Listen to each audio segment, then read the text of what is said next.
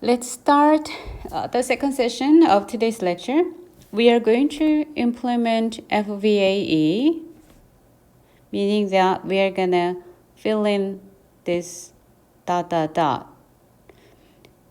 is a function call. This one is an expression. Another is another expression. Remember, when we had one open, two close, it's an error because one is not a function, meaning that F should be a function value. Then how do we evaluate it? Let's see some examples as usual first.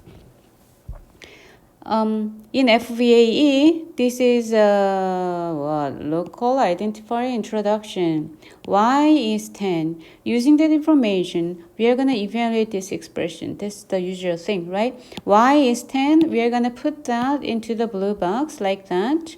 And we are going to evaluate this expression, function expression, whose parameter is x. Body is y plus x. The value of x is going to be passed at the call side of this function as a parameter's value. But what about y? We know its value is 10. How can we keep that in this function value? Do you see it? If it's not yet clear, let's see a similar example. This is an expression in FVAE, which is function call. Really? Do you see that? It's a function expression, the first sub-expression E1, and then open, close, E2. E1 is a function expression, happen to be. E2 is a number expression. When we evaluate this thing, it's going to be function value. This is going to be number 10. We are going to use this value, pass it to the parameter, and then evaluate the body expression. So y's value is 10, right? Y's value is 10, and the result is function expression where the value of y is 10. They are just the same, this one and that. Do you see it? Both of them, the result is function expression. Both of them contains a free identifier in the body expression, but we know their values. How can we pass that into this function expression? Meaning that expression was not enough. Let's see one more example. Here's another function call expression. This is E1, open, E close, that's E2, right? E1 is this complex expression. E2 is this argument expression. Yeah? E2 is this argument expression, meaning that y's value is 7. We have this empty environment. So because y is 7, we know that y is 7. When we interpret this y identifier y, we are going to look up the environment, the value is 7. What about this function part, E1? Let's evaluate E1. It's another local identifier introduction. Y's value is 10. We are going to put that into this environment. Y is 10. And the body expression is what? Function expression. What's the value of this function expression? Again, it's a function expression whose parameter is x, whose body is addition of y and x. X is the parameter. What's y? That's 10. I'd like to keep it in the function value. So now we need a function value. We need a function value that should keep its substitution cache. Substitution cache meaning that thingy, or we called environment. Do you see the need? If you do not need the need for this environment, you'd better go back to those explanations that I have been doing after today's lecture, because it's really important. I'm going to repeat this in Korean and again in English. 펑션 밸류에 왜 난데없이 이 environment를 킵해야 되는지 이해가 안 가시면 좀 전에 example 다시 보세요. 아니면 지금부터 설명할 테니까 잘 들어보세요. 오늘 수업 끝날 때까지 이거를 이해를 못 하시면 앞으로 남은 한 학기가 매우 괴로울 거예요. 이거 꼭 알아야 돼요, 오늘. The reason that we keep environment in this function value, that's one of the most important concepts in this semester, really. So if you don't get this point, you need to be able to understand that. If you don't get it until the end of today's lecture, I really strongly recommend you to understand that before this Wednesday's lecture. And let's try. Why is that important and what does that mean?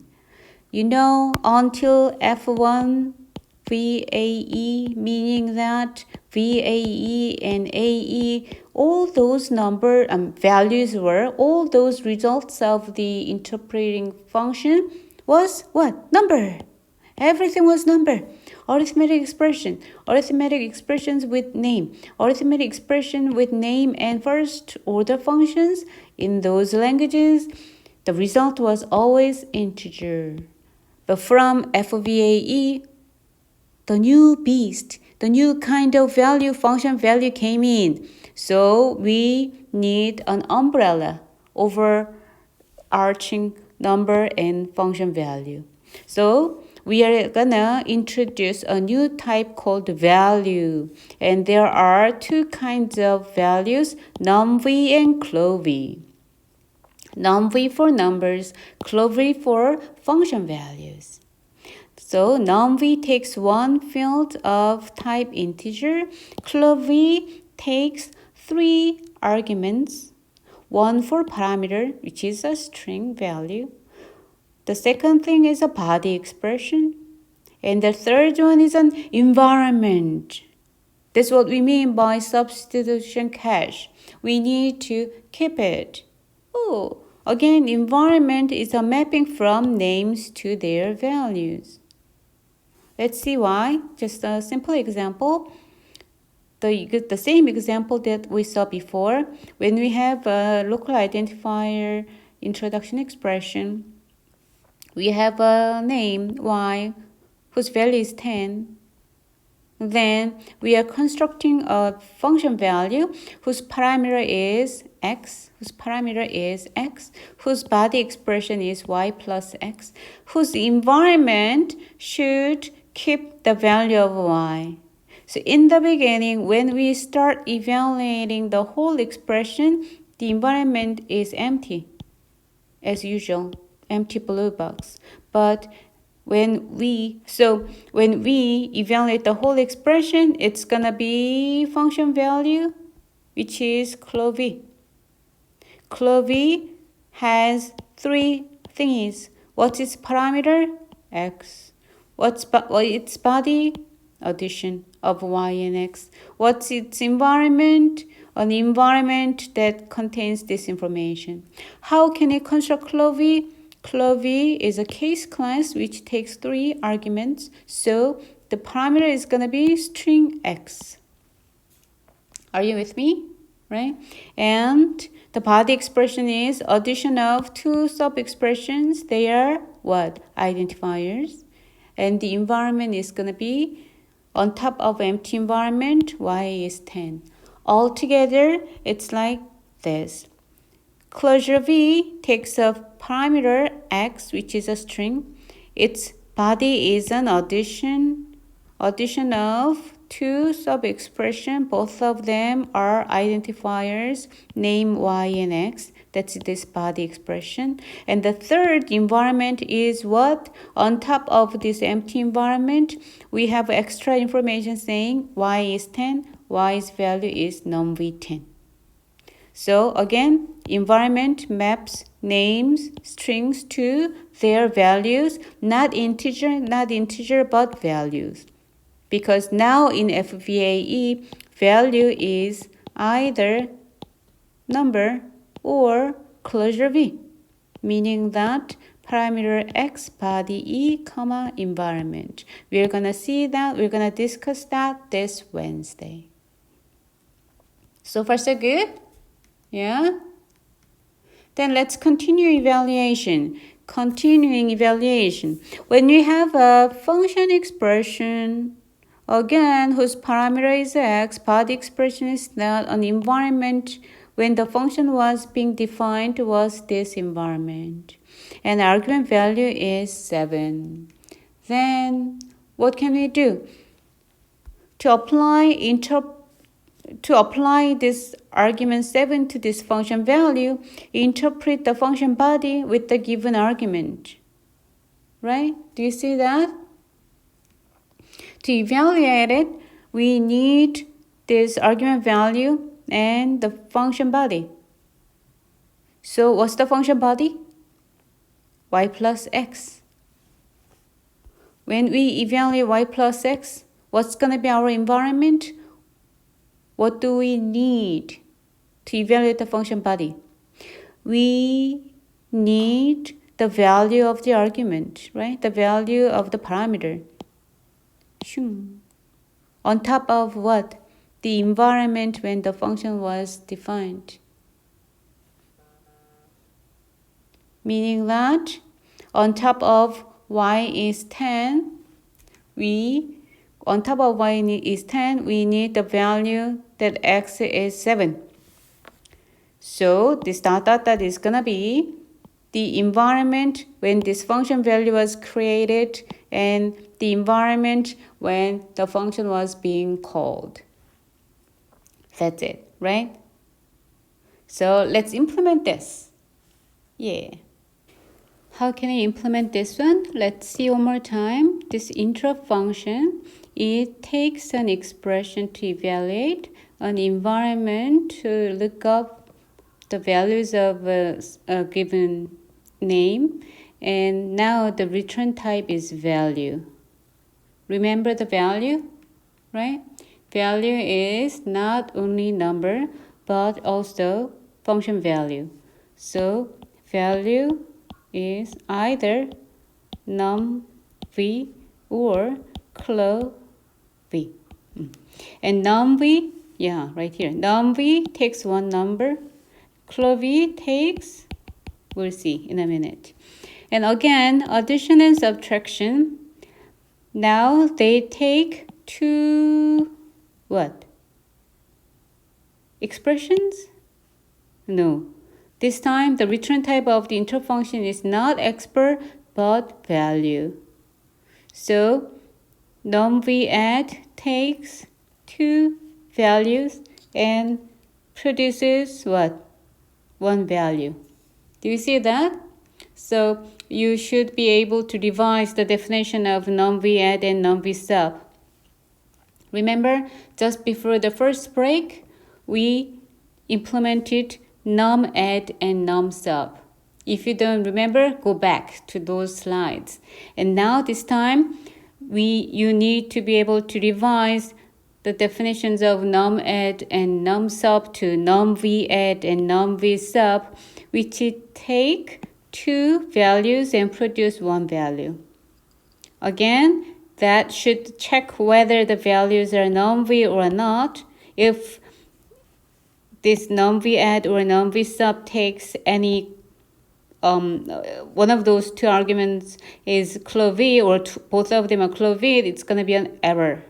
Because num_v add and num_v sub should take two num_v's, which have numbers. And we need to get those numbers and then perform addition or subtraction depending on where you are, get the value and put num_v back. Right? So I explained everything. You should be able to define these two functions. Then what's fun? Yeah, it's clo_v. Clo_v. Remember, clo_v takes how many fields?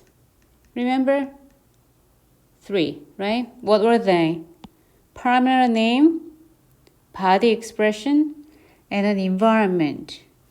Parameter name, which is a string, expression, body expression, and then environment. What are they? Parameter name, body expression, and environment. So when we evaluate a number n, we construct a num_v n.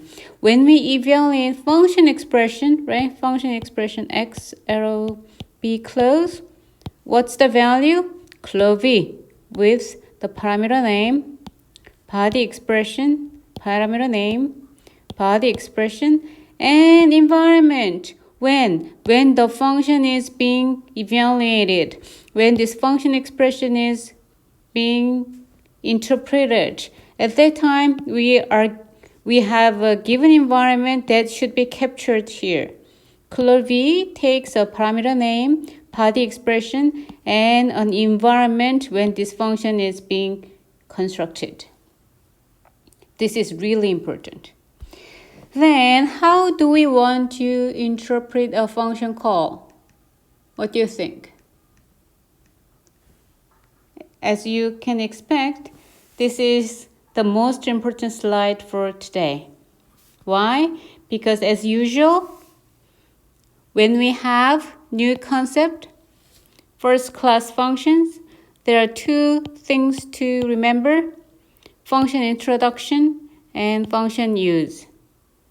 As I explained multiple times by now, when we have a function expression in first-class functions, functions do not have names.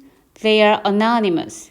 They are unnamed functions, and they are values, so that we can construct a value with its parameter name, a body expression, and the environment when the function was being constructed.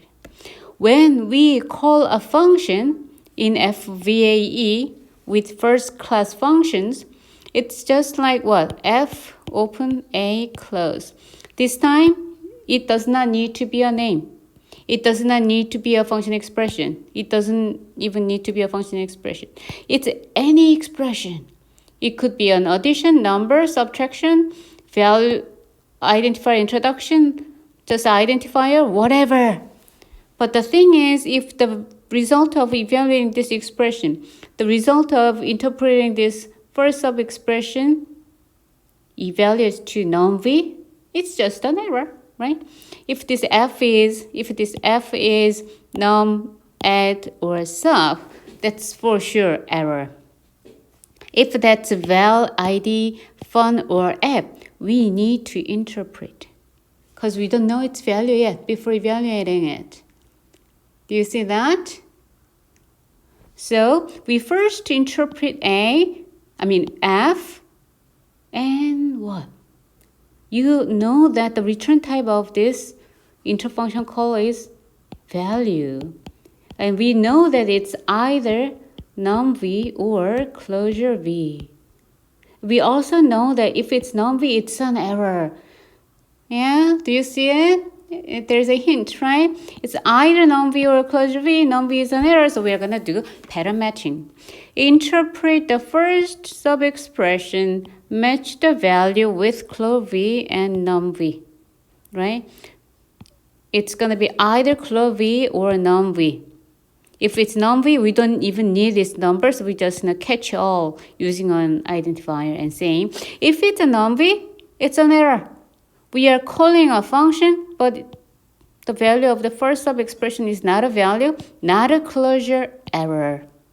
Okay, if the value of f is closure V, then that should have its parameter name, body expression, and an environment when the function was evaluated.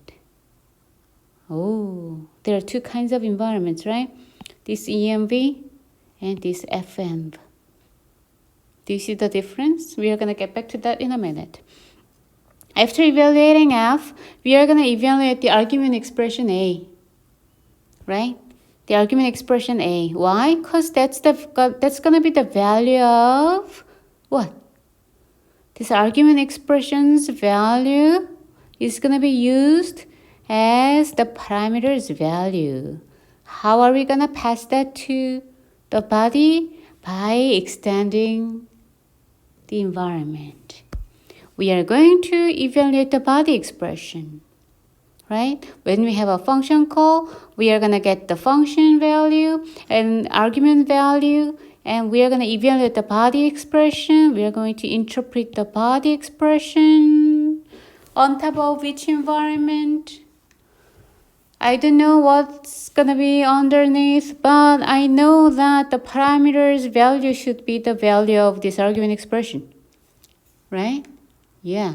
On top of what? On top of what? There are several environments here. What? Empty environment, ENV, and FENV. What is it gonna be? What do you think? What is it gonna be? You need to think. Huh? Do you see it? When we interpret this body expression, when we interpret this function body, we may encounter some names. That could be this parameter name x, or whatever name y or z. When we evaluate this body expression, when we encounter these names, we need to look up this environment to get the value of them. When we meet this parameter name, its value should be this argument value. That's why we put this information in the environment. What about y and z? If y was in the function body, and that was not a free identifier, but an identifier with a value, even when we construct this closure V expression, then that should be in here. That may not be in here.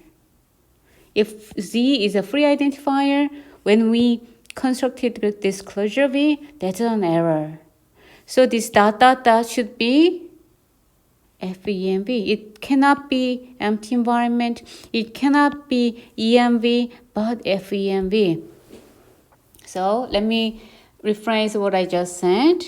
When we have a function call of expression f and expression a, we interpret the first sub-expression f.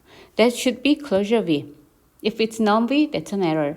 If it's not non-v or closure v, it's weird, right? There's only two kinds of value in this language. What? Non-v and closure v. Then if it's closure v, then we are gonna have the parameter name, body expression, and the environment when this closure V was constructed. It's different from ENV, this ENV. It's different from that. Why? This ENV is the environment when we evaluate the function call. This FENV is the environment when we constructed this closure V. Do you see the difference? I will get back to that in a minute. So when we have all that information, we are going to evaluate the body expression on top of the environment when the function was being defined, and we are going to extend that environment with the parameter name with the argument value. Do you see it? You should be able to understand this by looking at what? Those examples like val y is 7, and then in the body we have some function expression x. It's going to be x plus y, and then say close, right? Then what is it? When you evaluate this expression, one more time, and we'd like to call this thingy with argument 42. Okay, then my challenge to you is to see how you can construct closure V for this and what's going to be in that environment, FENV. When we call this expression, the whole expression is function call, right? This is the first sub-expression, which is F, and this is A, right? So what's going to be the environment when we call this function call? Okay, that's your exercise to see whether you understood this or not. Finally, before the second break, val is actually optional. Optional meaning that we may not need this. Compare the val example and app example. Not really example, but implementations. When we implement this local identifier introduction, we evaluate A, interpret A under the given environment ENV, and remember that the value of x is that. Remember that value of x is the value of the argument expression. And extend the given environment with the information and evaluate this second sub-expression. Okay, right? And then with function call, we interpret the first sub-expression and get its closure V, and we interpret the body expression on top of the environment given, and then extend the environment with more information. Is it clear? Maybe not yet. Don't worry. We are going to have the second break, and when we get back to the third part, I'm going to explain this more.